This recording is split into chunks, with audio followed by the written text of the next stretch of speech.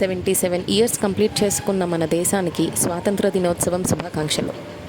మా ఆఫీస్లో అయితే ఈ విధంగా స్టార్ట్ అయింది.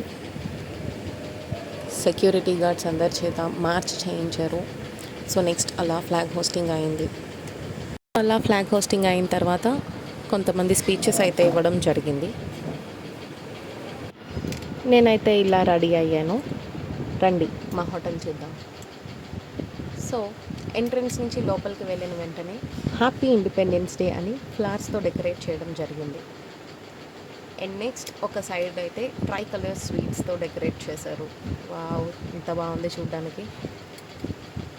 ఇంకా మొత్తం ఫ్రంట్ ఆఫీస్ అంతా ఫుల్ డెకరేషన్ చేశారు ట్రై కలర్స్తో.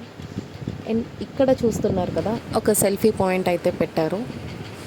చాలా ప్రశాంతంగా ఉంది ఇక్కడికి రాగానే, ఎందుకంటే ఆ డెకరేషన్, ఆ ట్రై కలర్స్ చూస్తుంటే.